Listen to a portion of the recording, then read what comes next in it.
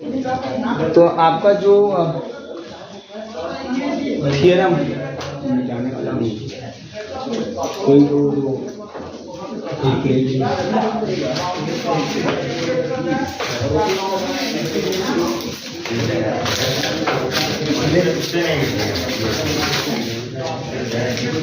ये थ्योरम लिखिए, बहुत बढ़िया थ्योरम मुझे लगा ये कि let G be a group, let G capital G be a group, let capital G be a group and F an automorphism, and F an automorphism of G. ठीक है, थ्योरम क्या है? Let G be a group and F an automorphism of G, F an automorphism of जी।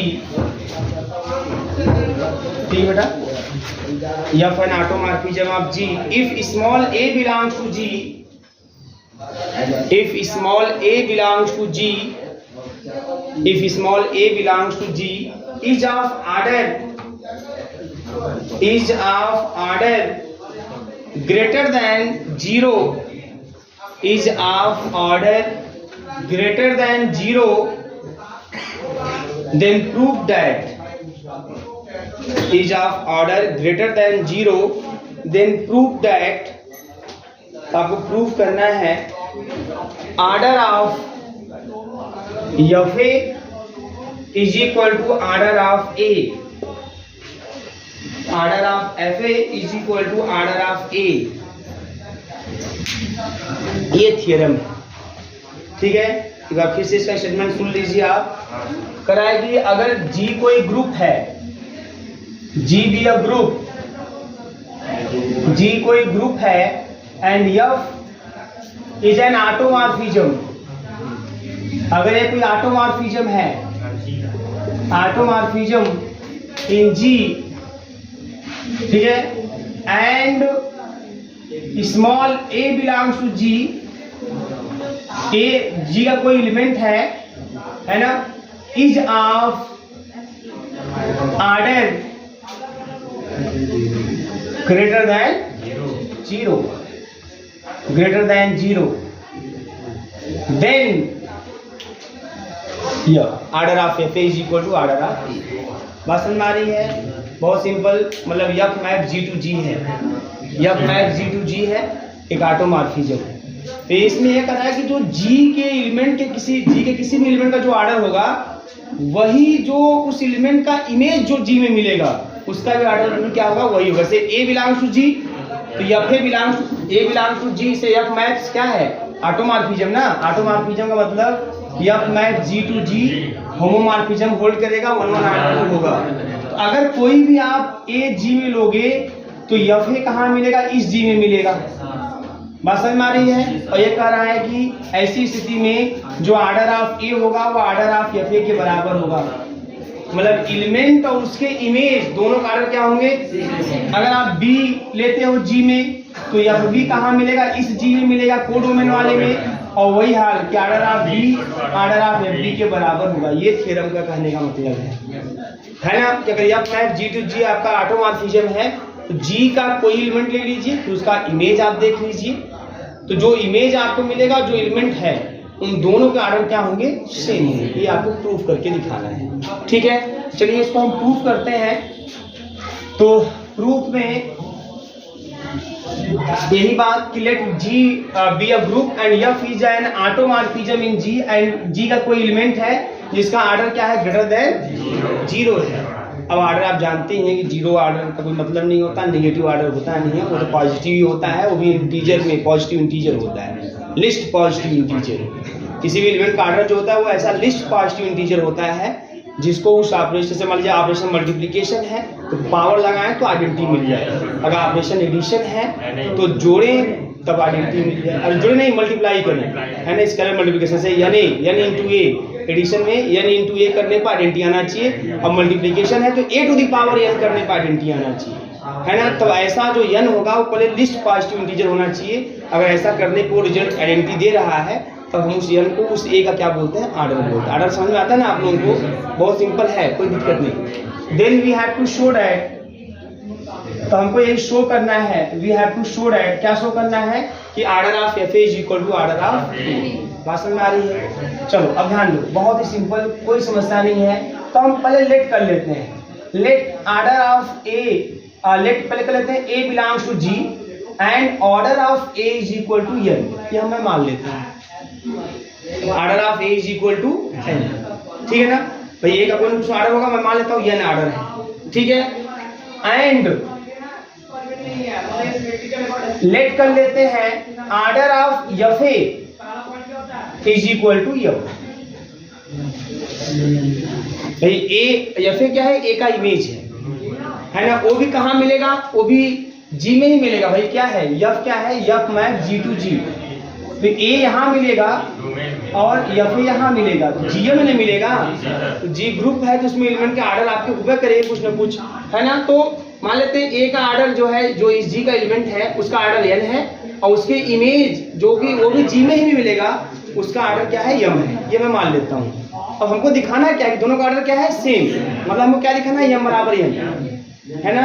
मतलब that is, अब खाली हम ये दिखा दें, that is we have to only show that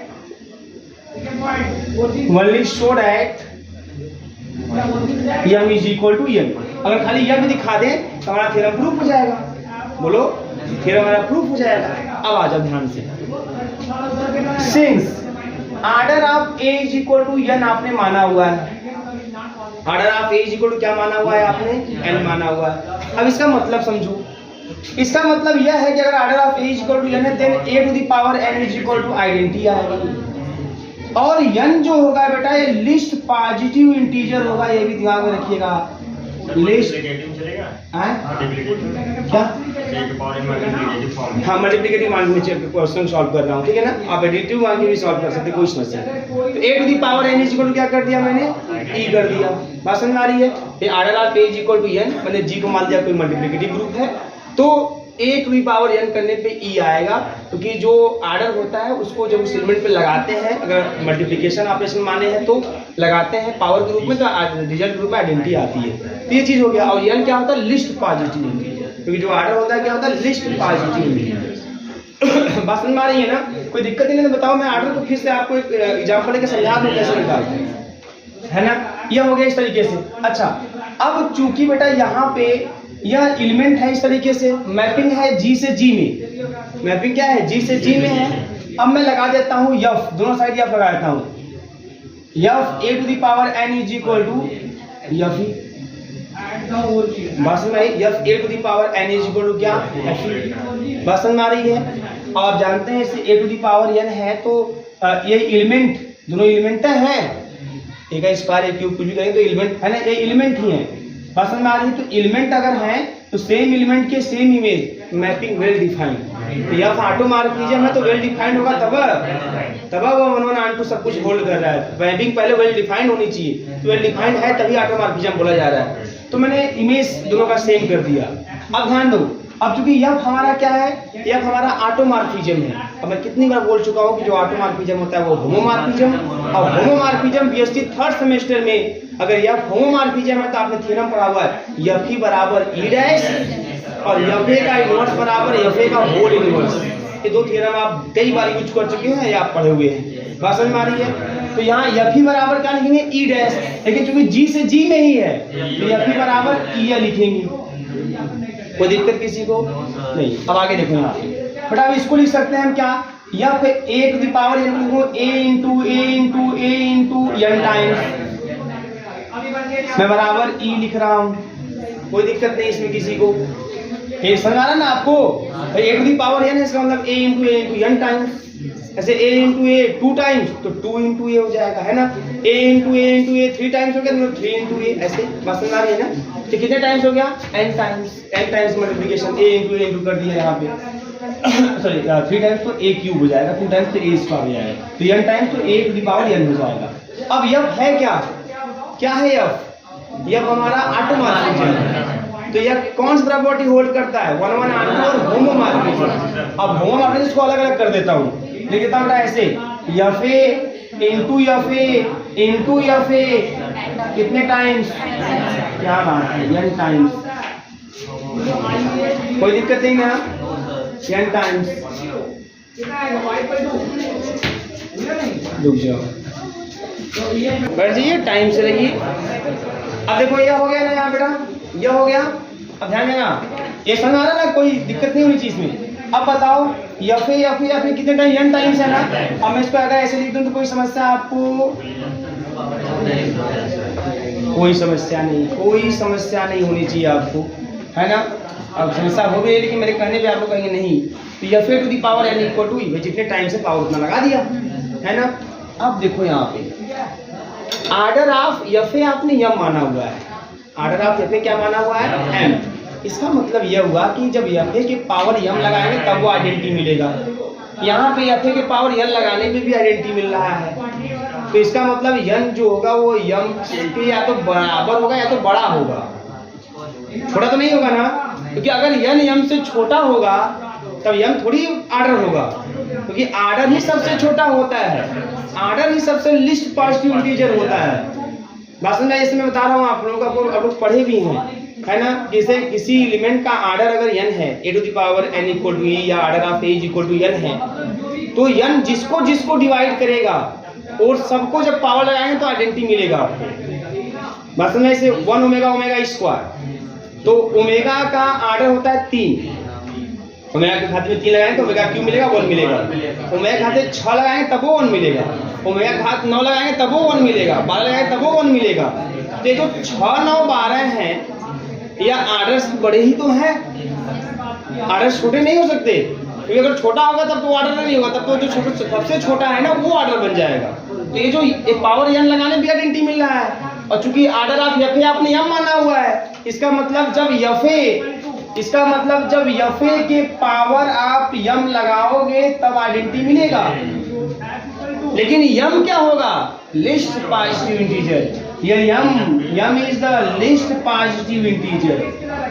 तो अगर कोई और भी दे रहा है हमको आइडेंटिटी, अगर हमको कोई और भी आइडेंटिटी दे रहा है पावर लगाने पे, तो कंफर्म है कि since order of F A is equal to m, order of F A is equal to m, then ये बात कंफर्म है कि जो n होगा वो n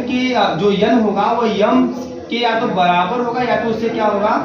बड़ा होगा। ये बात समझ में आ रही है कि नहीं आ रही है? ये क्वेश्चन नंबर क्या हो गया? फर्स्ट। कोई दिक्कत नहीं है, बहुत सिंपल है। आर्डर अगर हम मान लिया है तो आर्डर जो होता है वो पावर लगाने पर आइडेंटिटी देता है ना। और कोई और अगर हमको पावर लगाने पर आइडेंटिटी दे गया तो कंफर्म है कि वह आर्डर के या तो बराबर होगा या तो उससे बड़ा होगा। आर्डर से छोटा तो हो ही नहीं सकता, क्योंकि आर्डर खुद ही सबसे छोटा होता है लिस्ट पॉजिटिव इंटीजर। इसलिए तो टाइम से आएंगे जगह बनाएंगे, मतलब टाइम से आएंगे कहाँ जगह बनाएंगे, ठीक है ना। ये बात समझ में आ गई आपको। अब देखो आगे कहानी क्या है। अब ऐसे ही बहुत ही घरेलू तरीका है इसका, देखिए। अब since order of a equal to n माना था, अब मान लीजिए कि आर्डर ऑफ आपने माना हुआ है already f is equal to m, क्योंकि ये भी आपने माना हुआ है कि एफ ए का आर्डर m है। तो अगर बेटा एफ ए का आर्डर m है तो एफ ए के पावर m लगाने पर आइडेंटिटी आएगा। अब इसको एकदम इसी पैटर्न में लिखो, इसी पैटर्न में, एक टाइम्स वाले पैटर्न में इसको लिखेंगे F A into F A dot dot dot कितने टाइम्स? m टाइम्स, और बराबर e है। बात समझ में आ रही है ना? बराबर e है, कोई दिक्कत नहीं होनी चाहिए इसमें। अब बताओ यहाँ पे क्या हो गया। अब इस तरीके से मैं क्या लिख सकता हूँ यहाँ पे? अब यफ ऑटोमॉर्फिज्म है, यफ होमोमॉर्फिज्म है। तो अब यफ को बाहर करो, सभी एलिमेंटों का आपस में मल्टीप्लिकेशन कर दो, a इंटू ऐसे कितने टाइम्स? m times. बहुत तेज आप लोग, m टाइम्स बराबर e हो गया। क्लियर है ना? अब ध्यान देना यहाँ पे बेटा, इसका मतलब यफ ए कितने टाइम्स है? m टाइम्स है, a की पावर m हो गया। अब बराबर e, इस e को मैं यफ भी लिख सकता हूँ, नहीं लिख सकता हूँ? लिख सकते हैं, क्योंकि मैं सरजी हूँ इसलिए ना, ऐसा कोई बात नहीं। जानते ना आपको कैसे हो गए यार भाई? यफ बराबर e, अगर यफ मैप्स g से g में होमोमॉर्फिज्म है तो यफ बराबर e और एफ ए का इनवर्स बराबर एफ ए का होल इनवर्स। ये सब आप पढ़े हैं बीएससी थर्ड सेमेस्टर में। वहाँ जी डैश पढ़े थे तो एफ ई बराबर ई डैश था, यहाँ जी से जी में है तो एफ ई बराबर ई रहेगा। बात समझ में आ रही है? अब बताओ यहाँ पे यफ हमारा क्या है? यफ हमारा होमोमॉर्फिज्म है, यफ हमारा 1-1 है, यफ हमारा आंटू है। तो अगर यफ हमारा 1-1 है, ठीक है ना आप लोग का हालचाल, अगर यफ हमारा 1-1 है तो सेम इमेज सेम एलिमेंट है, सेम इमेज तो यफ हमारा 1-1 है, क्योंकि शुरू में ही बोला गया है यफ इज एन ऑटोमॉर्फिज्म, और जो ऑटोमॉर्फिज्म होता है वो 1-1 भी होता है। तो since f is an automorphism then f is 1-1, और अगर यफ 1-1 है तो सेम इमेज अगर है तो एलिमेंट भी क्या होंगे? सेम होंगे। वो कैसे लिखा जा रहा है अगली लाइन है ना? सेम इमेज है भाई, ए के पावर m का इमेज और e का इमेज सेम है, तो यफ 1-1 है तो कंफर्म है कि एलिमेंट भी क्या होंगे? सेम होंगे। सेम इमेज सेम एलिमेंट के 1-1 और सेम इमेज सेम एलिमेंट के सेम इमेज वेल डिफाइंड। तो ये आपका 1-1 था, इसलिए मैंने यफ को हटा दिया। क्लियर है? एलिमेंटों को बराबर कर दिया। अब बताओ यहाँ से क्या आया? यहाँ से आया कि यम को जब ए के पावर लगा रहे हैं तो ई आ रहा है, और चूंकि हम ए का आर्डर पहले ही मान चुके हैं यन, तो ए के पावर यन भी हमारे पास क्या है? ई के रूप में है। लिखा हो ना यहाँ, ए के पावर यन भी किस रूप में है? ई के रूप में।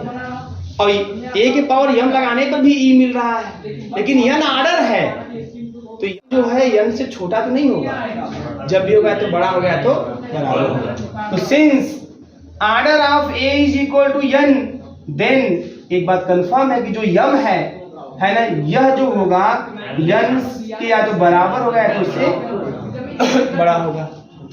बस आर्डर जो होता है, ध्यान दीजिएगा, आर्डर जो होता है किसी एलिमेंट का, जब उसको पावर पे लगाते हैं तो आइडेंटिटी देता है। अगर आर्डर के अलावा कोई और भी इंटीजर पावर लगाने पर आइडेंटिटी दे रहा है तो कंफर्म है कि वो आर्डर से या तो बड़ा होगा या तो उसके बराबर होगा, आर्डर से छोटा नहीं हो सकता, क्योंकि आर्डर जो होता है वो लिस्ट पॉजिटिव इंटीजर होता है, सबसे छोटा पॉजिटिव इंटीजर से पावर लगाने पर आइडेंटिटी मिलता है। इसका आर्डर चूंकि यन है, इसका मतलब यन से छोटा और कोई पावर हो ही नहीं सकता जो ए पे लगाने पर आइडेंटिटी दे जाए। अगर कोई दे रहा है तो कंफर्म है कि वो यन से बड़ा होगा या तो उसके ही बराबर होगा, इसलिए मैंने लिख दिया यम दे रहा था आइडेंटिटी, इसका मतलब यम यन से या तो बड़ा होगा या तो क्या होगा? बराबर होगा। समीकरण नंबर 2।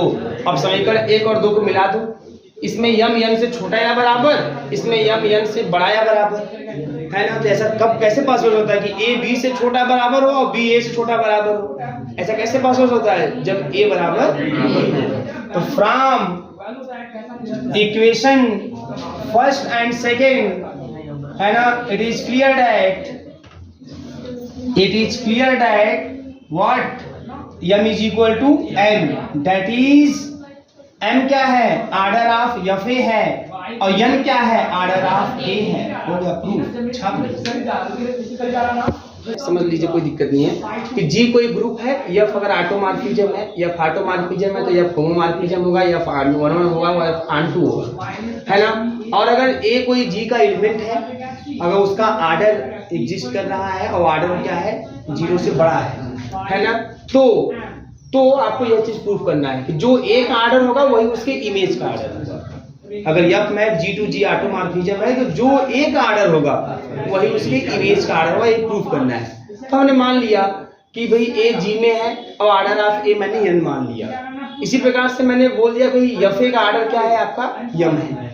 मतलब दोनों का आर्डर मुझे दिखाना बराबर, तो मैं मान लिया कि दोनों का कुछ ना कुछ आर्डर है। मान लेते हैं ए का आर्डर यन है और यफ ए का आर्डर क्या है? यम है, ये मैं मान लिया। अब इनका आर्डर यन और यम मान लिए तो मतलब हमको क्या शो करके दिखा देना है कि यन बराबर यम, बस दिखा देंगे, इसका मतलब दोनों का आर्डर बराबर हो जाएगा, कोई समस्या नहीं है। तो ही मैं लिखा हूं then we have to only show that M बराबर यन। अब बेटा अगर ए का आर्डर यन माने हैं तो इसका मतलब होता है कि जब ए के पावर यन लगाएंगे तो आइडेंटिटी मिलेगा। आर्डर का मतलब यही होता है।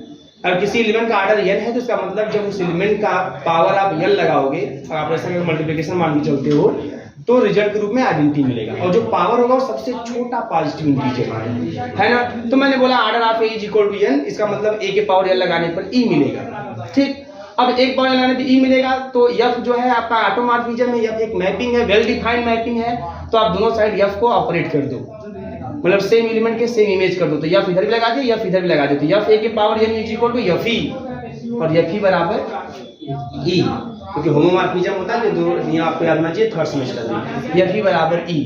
अब एफ ए के पावर एन मतलब ए इंटू ए कितनी बार, एन टाइम्स, ए के पावर एन है, जैसे ए क्यूब है तो मतलब ए इंटू ए 3 बार, ए स्क्वायर है तो ए इंटू ए 2 बार, ए के पावर एन है तो मतलब ए गुणे एन बार, तो ये लिख दिया एन बार बराबर ई है। अब एफ होमोमॉर्फिज्म है तो नियम होता है एफ ए इंटू बी बराबर F A into F B, मतलब जो ए इंटू बी है उसको मैं अलग अलग कर सकता हूँ, तो मैं अब इसको अलग अलग कर रहा हूँ, एफ ए अलग, फिर एफ ए अलग, फिर एफ ए अलग, सबको अलग अलग कर दिया इंटू करके, कितने टाइम्स, एन टाइम बराबर ई है। अब ये एफ ए कितने टाइम है, एन टाइम, जितने टाइम था उतना पावर लगा दीजिए, तो एफ ए के power N is equal to क्या हो गया, ई हो गया, तो पावर एन लगाने पर ई मिल गया आपको, है ना। और एफ ए का आर्डर क्या है, एफ ए का आर्डर हमारा यम है, और जो एफ ए का आर्डर अगर यम है तो एफ ए के पावर यम लगाने पर ई मिलेगा, और जो आर्डर होता है जिसको पावर लगाने पे ई मिल रहा है वो सबसे छोटा होता है, तो अगर यन भी पावर लगाने पे ई दे रहा है तो कंफर्म है कि जो यन होगा इस यम से या तो बड़ा होगा या तो बराबर होगा, मतलब जो आर्डर होता है उसको पावर लगाते हैं एलिमेंट के ऊपर तो ई मिलता है, अगर उस एलिमेंट के ऊपर किसी और भी नंबर को पावर लगाने पे ई मिल रहा है तो कंफर्म है कि वो नंबर आर्डर से या तो बड़ा होगा तो बराबर होगा, छोटा नहीं हो सकता क्योंकि आर्डर ऑलरेडी सबसे लिस्ट होता है ना, तो ये लिख दिया तो ये कंडीशन आ गया। इसी तरह से उल्टा यहाँ भी हो गया।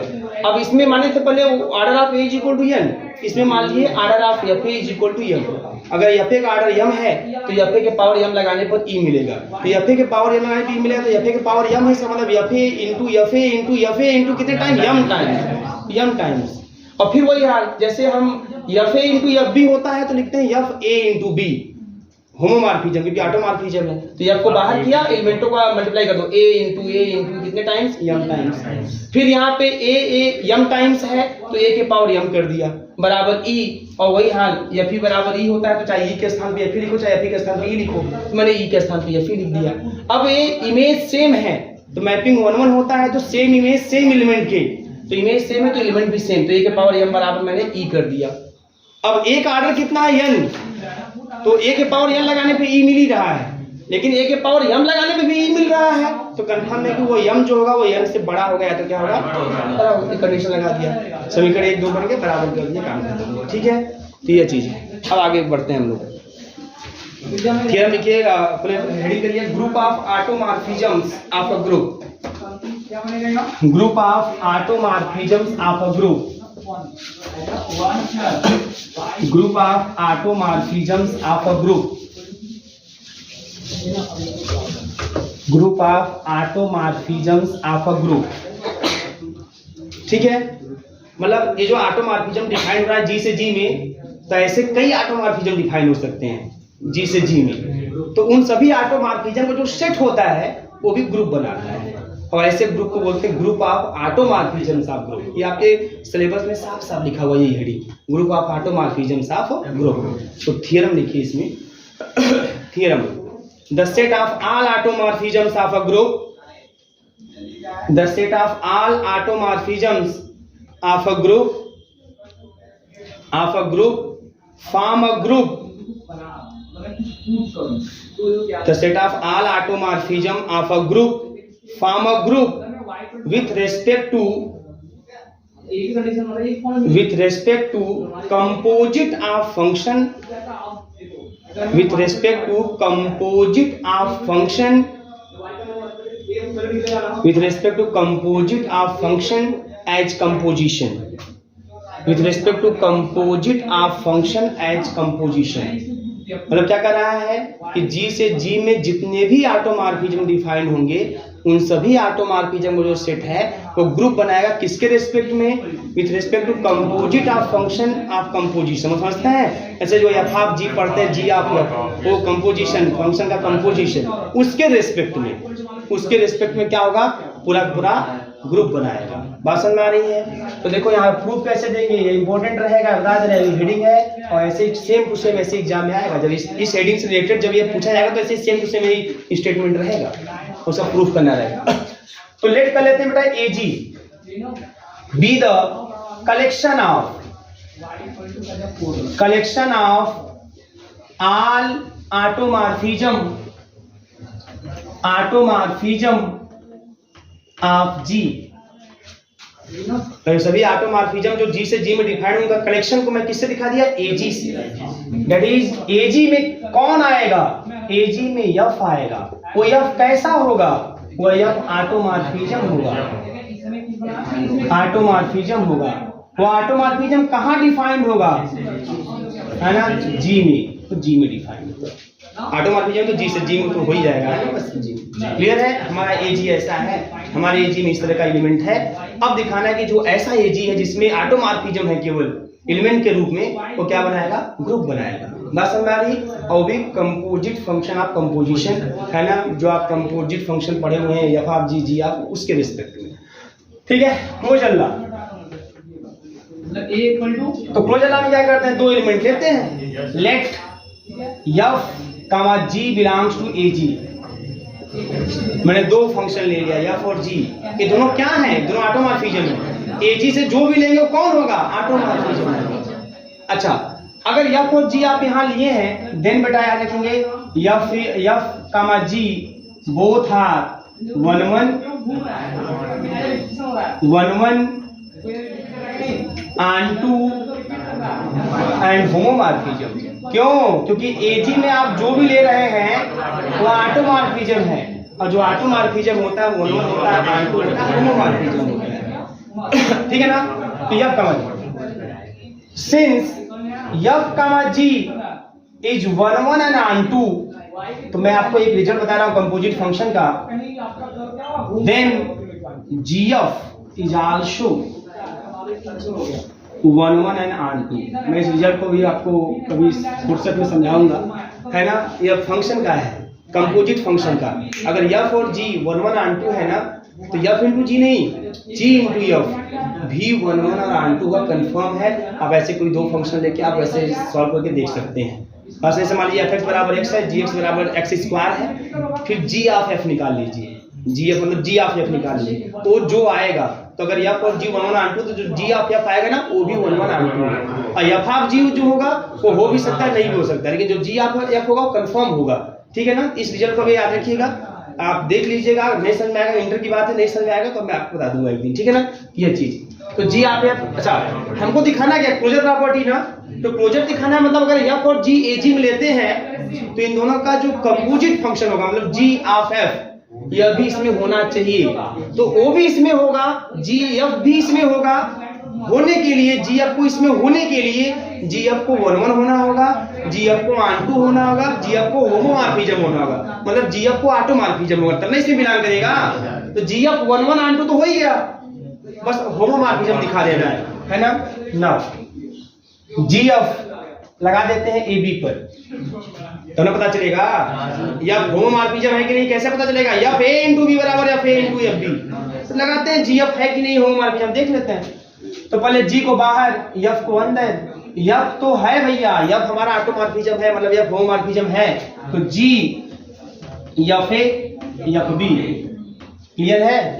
अब जी को लगाते हैं बारी बारी से दोनों पर। अब इसको एक एलिमेंट मान लेते हैं, ये भी एलिमेंट, ये एलिमेंट, जी ए बी, तो जी ए इंटू जी बी, क्योंकि जी भी ऑटोमॉर्फिज्म है ना। तो लिखिए बेटा यहाँ पे जी एफ ए, मैं ऐसे लिख देता हूँ जी एफ ए और जी एफ बी, और इसको बड़े आसानी से लिख सकते हैं, है ना, जी एफ ए और जी एफ बी। हो गया। जी एफ एक फंक्शन है, ए बी पे लगा तो G F A G F B मिल गया। इसका मतलब जी एफ होमोमॉर्फिज्म हो गया, और 1 1 ऑन्टो पहले से था, तो मतलब G F is an automorphism, या ऑटोमॉर्फिज्म हो गया, या ऑटोमॉर्फिज्म हो गया। Then G F belongs to A G, closure property hold. दूसरा एसोसिएटिव लॉ, इसमें कोई दिक्कत नहीं है, इसको भी ऐसे आप दिखा सकते हैं, बराबर दिखाना, लेफ्ट हैंड साइड और राइट हैंड साइड, है ना। तो इसमें मैं ऐसे लिख देता हूं, let F comma G comma H belongs to A G, then ये बात एकदम आसानी से कंफर्म हो जाएगी कि अगर आप एफ ऑफ जी, ठीक है, और आप एच, या मैं ऐसे लिख देता हूं एफ ऑफ जी एच, और इसको हम किसी यक्ष पे लगाएं, तो ये रिजल्ट जो है जो आएगा वो रिजल्ट इसके बराबर होगा। किसके बराबर होगा? जी ऑफ एच, और एफ को हम बाद में लगाते हैं, है ना, और ये सेम रिजल्ट देंगे, ये सेम रिजल्ट देंगे, है ना। अब आप नोट्स तो ऐसे जैसे लगाया हो वैसे लगा देंगे, रिजल्ट सेम आएगा। और क्लोजर होल तो एसोसिएटिव में कोई समस्या नहीं होती, बता देना आपको, क्योंकि ये भी तो क्लोजर है, बस 3 एलिमेंट हैं, बस आपस में इधर-उधर खड़ी कर रहे हैं। बात समझ आ रही है? अगर क्लोजर फेल करता है तो एसोसिएटिव भी फेल कर जाता है, याद रखिए, है ना। अब मेन हमको फोकस करना आइडेंटिटी बेटा, आइडेंटिटी, एग्जिस्टेंस, तीसरा existence of identity, existence of identity, बहुत ही simple. Identity, let F belongs to AG, then there exists I belongs to AG। ये I कैसी मैपिंग? आइडेंटिटी मैपिंग, और आइडेंटिटी मैपिंग ऑटोमॉर्फिज्म होती है, याद रखेंगे। आइडेंटिटी मैपिंग क्या होती है? ऑटोमॉर्फिज्म। देन F I या I F, ये रिजल्ट F ही आएगा, बस समझ आई। और I जो है ना, I आइडेंटिटी मैपिंग है, ये पूरा का पूरा 1 1 on 2 सब होता है, and also I is 1 1 on 2।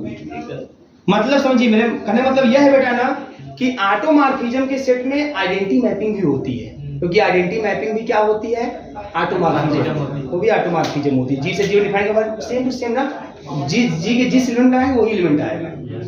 ए लगाएंगे ए आएगा, बी लगाएंगे बी आएगा, सी लगाएंगे सी आएगा, तो ए का ए से रिलेशन, बी का बी से रिलेशन, सी का सी से रिलेशन, जी इधर भी सेम एलिमेंट का सेम से रिलेशन चलता जा रहा लगातार, है ना। इसका मतलब यह हो गया 1 1 है, ऑन 2 है, और यह कंडीशन भी होल्ड कर जाएगा, कोई समस्या नहीं होने वाली। बात समझ आ रही है? क्योंकि आई ए बी पे लगाएंगे तो ए बी ही आएगा, आई ए पे लगाएंगे तो ए आएगा, आई बी पे लगाएंगे तो बी आएगा, ए इंटू बी है तो आया, दोनों बराबर नहीं आएगा, है ना। तो ये आइडेंटिटी उसमें एग्जिस्ट करेगा। अब चौथा जो है एग्जिस्टेंस ऑफ इनवर्स,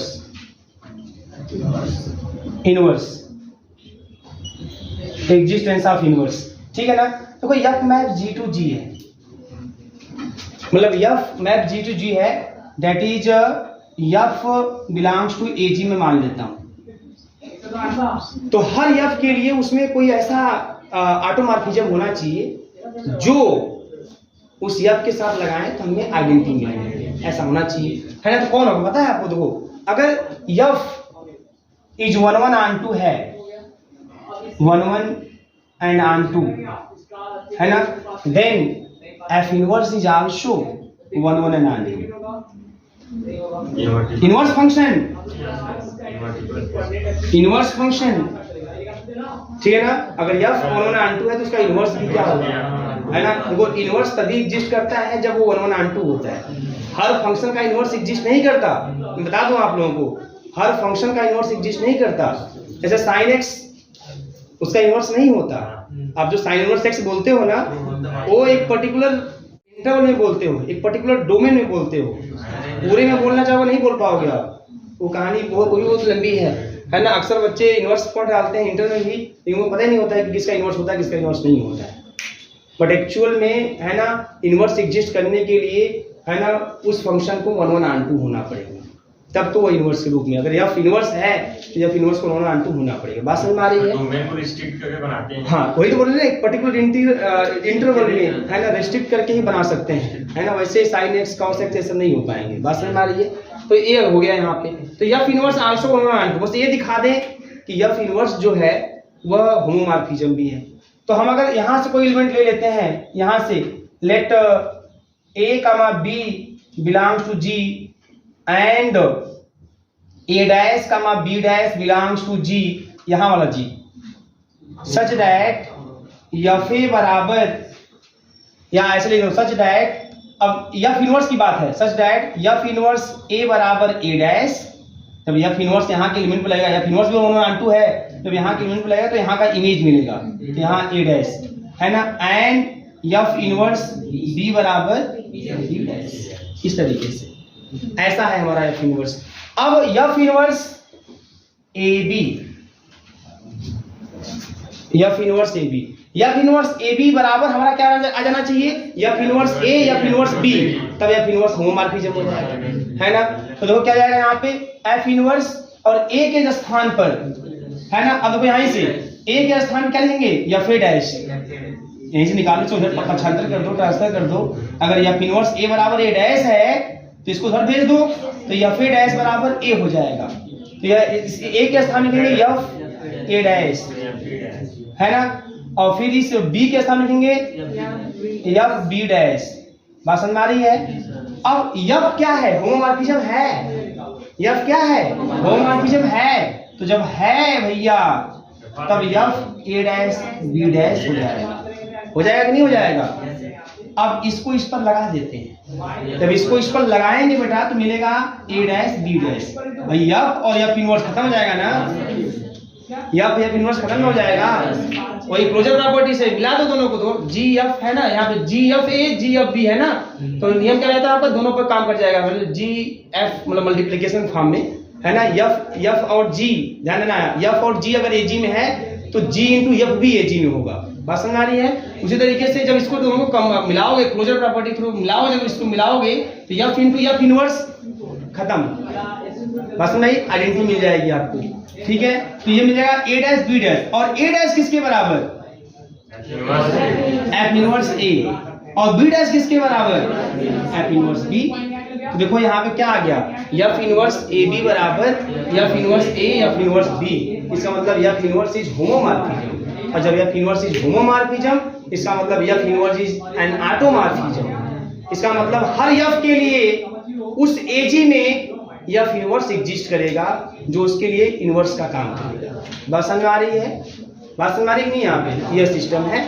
इसका मतलब कि जो एजी है, जो ऑटोमॉर्फिज्म का सेट है, तो closure property, associative, identity, inverse सब उसके अंदर एग्जिस्ट हो रहा है। इसका मतलब यह हुआ कि वो क्या बनाएगा? पूरा पूरा ग्रुप बनाएगा, और ऐसे ग्रुप को बोलते हैं group of automorphism of a group. बात समझ में आ रही है? नोट कर लीजिए।